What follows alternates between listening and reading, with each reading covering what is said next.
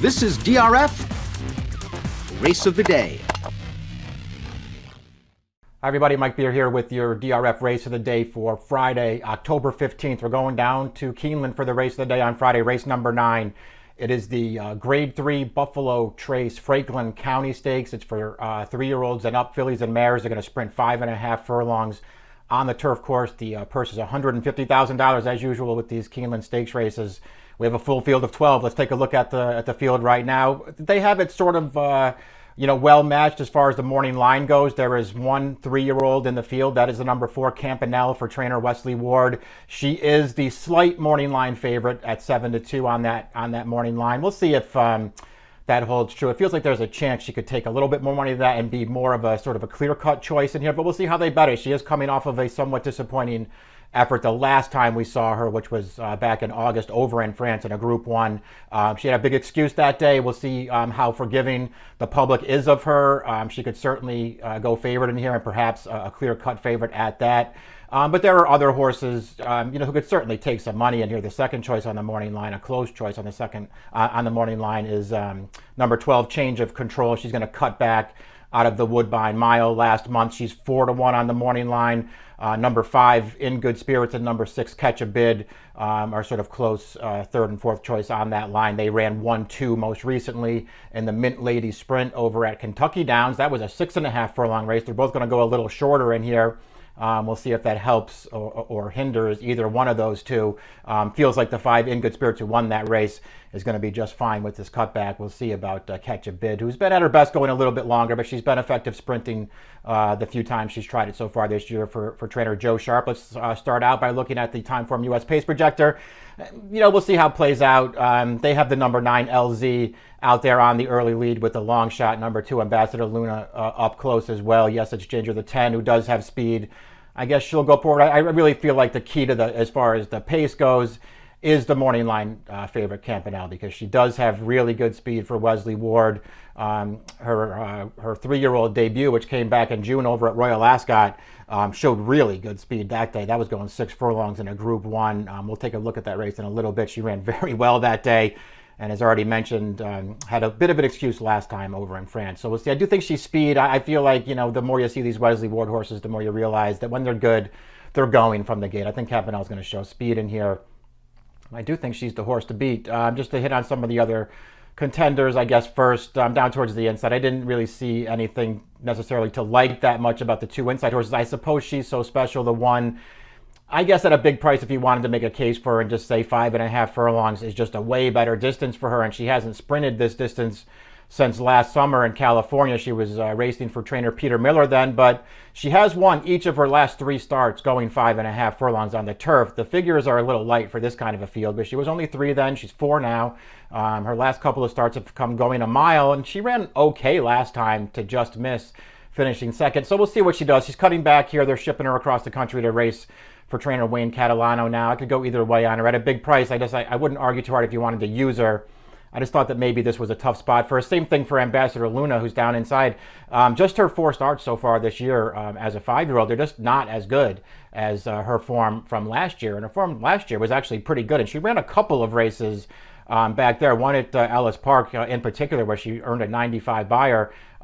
She ran a couple of races that would give her a real chance in here. She doesn't seem like she's that horse so far at 5. She's also getting a trainer change for this. Maybe she'll improve. Let's move over to the number 4 Campanelle, because I do think she's the horse to be. We'll talk about her a little bit. She won all 3 of her starts sprinting on the grass last year as a 2-year-old.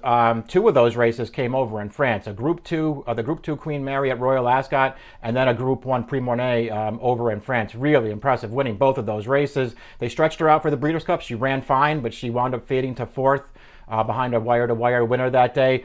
Only 2 starts so far this year as a 3-year-old. We'll look at the race off the layoff right now. This is at Royal Ascot, the Group 1 Commonwealth Cup, a 15-horse field. She ran a huge race in here, Campanelle. They're going to come down to the wire. It's a big duel down to the wire between her and Dragon Symbol. You're going to see Campanelle just fight really, really gamely as this horse takes a run at her. She seems like she's going to hold her off. She's just going to miss at the end, but Dragon Symbol was hurting Campanelle all through the stretch there. So while she misses the bob, Campanelle justifiably gets placed first in this Group 1 Commonwealth Cup, her second Group 1 win. And it was just a really, really strong performance. As already mentioned, they went to France for her next start, her most recent start, another Group 1. And she wound up finishing last that day as the favorite. On the other hand, that was soft ground. She reared up at the start and came out of there last. Frankie Dettori took her away from the rail side of that turf course, and she sort of raced all alone on the far side of the course. She got tired at the end and finished last. She didn't run as poorly as it looks. It certainly wasn't her best effort, but she had a big excuse last time, and I'd be willing to give her a chance right back here as she ships back to North America for Wesley Ward. In good spirits. The number 5 seems like a real player in here, as does the number 6, Catch a Bid. They are exiting the same race at Kentucky Downs last time, that aforementioned Mint Lady Sprint, a Grade 3 race. Let's take a look at the replay of that race right now. This was a good spot, I thought, for In Good Spirits, and she went off at a very good price in here at nearly 15 to 1. Set a really good trip, just tracking the pace 3 wide all the way around there. Comes with a game run through the stretch. Angles sort of towards the inside as Lagertha, who's also back in here, who was on the lead, stayed towards the center. Just easily runs that horse down. Catch a Bid makes a nice late run to get up for second, but she's never a threat to win it. I like this performance from In Good Spirits. She's a very good turf sprinter, and ever since they've cut her back in distance earlier this year, her form is very solid, and it does feel like she is still improving. Has a little bit of that last time with the time feel to her at a big price, but she could win this race. We'll see what kind of price she goes off at. Catch a Bid, I do think, is a player as well for trainer Joe Sharp. The question for her is just cutting back to 5.5. Really worked for her. Was she better last time going that 6.5, which maybe enhanced her late kick a little bit? We'll see. If she catches a pace in front of her here, I think she could make some noise late. I think 5 to 1 isn't a great price on her, but I do think she's a contender in this race. We'll see what she does. The 7 Lead Guitar is another horse who I think has a real chance to win this race. We'll see if she can finally round back into the form that she was in, last year and even in 2019. They haven't gotten a ton of racing out of her, but man, her overall form is really rock solid. She went 5 for 7 last year sprinting on the turf. She won her final 4 starts of the year, capped it off with a couple of stakes wins in New York over less than firm turf, the Floral Park at 6, the Autumn Days at Aqueduct at 6. She ran really well in both of those races. Only 2 starts so far this year. She was declared a non-starter in the Royal North up at Woodbine, just came out behind the field there, missed it by a couple of lengths. Didn't really do any running at all after that, but she was declared a non-starter for the Trouble at the Start. Came back for her most recent start over yielding turf, the Smart and Fancy up at Saratoga. It was only a 4-horse field. Didn't really see the excuse for her that day. It was yielding ground. She sat right in behind the pace, chasing it, got through on the rail, and the stretch was no match for P.D. Bianchi, who also set a trip up close to the pace. It wasn't Lead Guitar's best performance. It wasn't a disaster, certainly, either. She could catch some pace in here, and she's a very tactical horse. I like that about her. At anything like the 10 to 1 morning line, I feel like she's a horse that you're going to want to take very seriously in here. She does have some questions to answer, but she's also pretty good.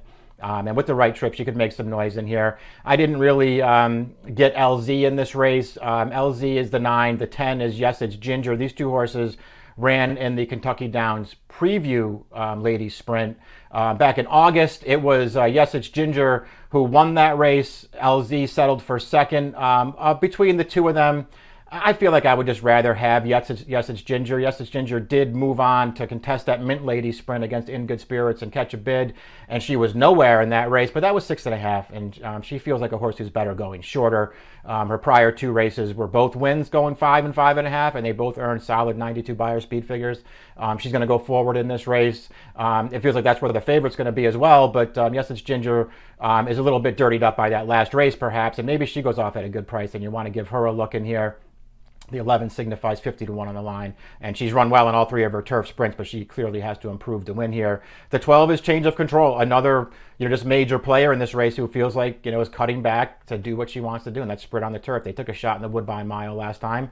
There was no reason for them not to try that. She was a huge price. She finished 10th, beaten over 6 lengths, but I don't really care about that race. Her prior form sprinting on the grass, all of those races are good. I didn't feel like she ran a great race in the Royal North 2 starts back when she finished a close 3rd.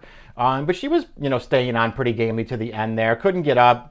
The horse that won the race, Amalfi Coast, is actually pretty good. I feel like Change of Control, just if you take her form apart and go through them one by one, especially the turf sprints, She's got plenty of races that make her a real player in here. I have no argument with change of control. I did not pick her in this race, though, because I am going to go to Campanelle the 4. You can put the picks up there now, and I put Campanelle on top.